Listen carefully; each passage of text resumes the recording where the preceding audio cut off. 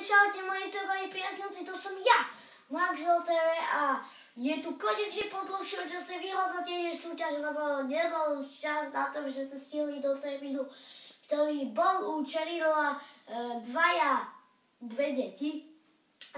Jedno dievča, jeden chlapec získal tieto trička.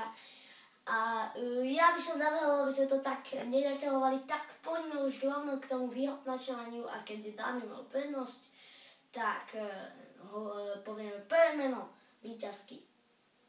Takže víťazkou o tieto trička, prvou víťazkou o toto tričko sa stáva Paulína Štefanová.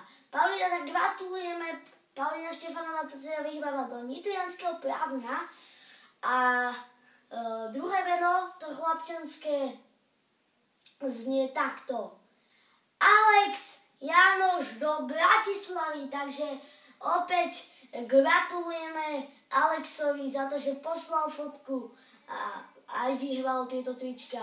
Opäť gratulujeme.